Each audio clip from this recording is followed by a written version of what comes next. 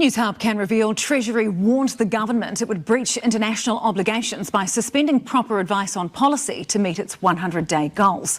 Remember, the expert advice we're getting is it will give downward pressure. The expert advice we're getting is it will give downward pressure. Like we've said many, many times, they scream from the rooftops the expert advice they're taking when it suits their narrative, and when it's like this and it goes against the narrative, they discard it and they undercut it. They actually try and make it seem, irrelevant. Expert advice said, don't do this. The Prime Minister denies he's trampling on democracy. But as political editor Jenna Lynch reports, Labour's leader is calling the coalition a dictatorship, a word he previously refused to use to describe China's President Xi Jinping. Riding a blue Nami to power. Thank you.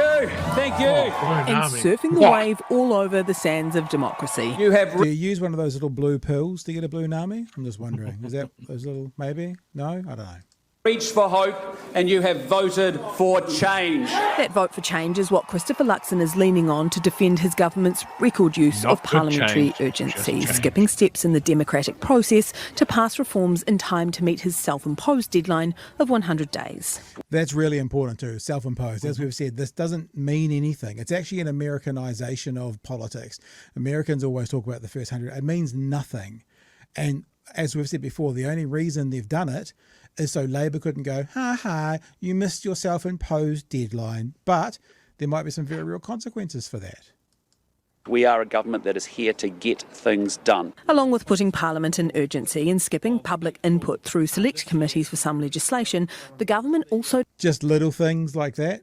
Skipping public submissions and going into urgency, just little minor things like that. But there's one thing that's even bigger. The government also decided to skip the official advice step, suspending what are known as regulatory impact statements on some 100-day policies. Advice released under the Official Information Act shows Treasury officials warning the urgency of a policy proposal is not in itself sufficient grounds for an exemption from such advice. Luxon denies that's trampling on democracy. Not at all. What we're doing is where we've had clear positions in opposition and where we've campaigned on policies through the election campaign, we're moving very quickly. The advice also shows that the government was warned that New Zealand had international obligations, saying specifically under the NZ-UK Free Trade Agreement, New Zealand must endeavour to carry out proportionate impact assessments of proposed major regulatory... So this is part of a free trade agreement with the UK. Now, what is the downstream effect from this? I don't know. Could it mean that they're in breach of it and it could be withdrawn? I guess it could. But what it does is it gives the UK ammunition to use it should they want to do something like pull out of it.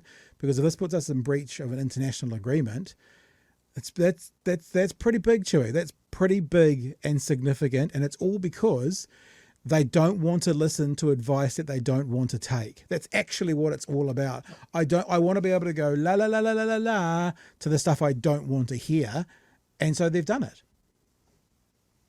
It's amazing how quick I can get a job done if I ignore everything I'm being told while I try to do it. And it's also amazing how if I don't listen to the people around me that are telling me that what I'm doing is reckless, stupid, that's not in the training manual. Why are people screaming? The job that I'm trying to do falls apart on me.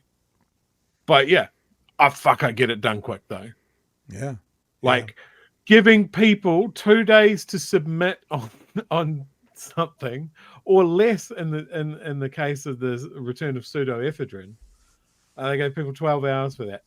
Is just insulting. And where they've dodged other things like the Māori Health Authority, they read that through under urgency so it wouldn't be in front of the courts. They've ignored this. The first 100 days is an Americanism that National co-opted. Yep. There is no requirement for them to come in with a hiss and a roar like this.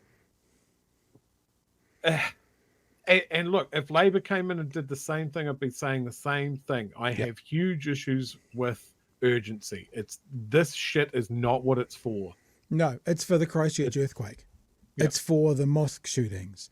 It's for the cyclone in Auckland. That's what urgency is for. Not, I got to get it all done within 100 days. or, oh, there's shit that we've got to do before we go away for Christmas. Yeah.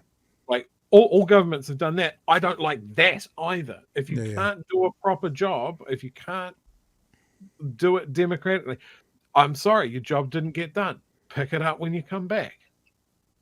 You know, this is not what urgency's for.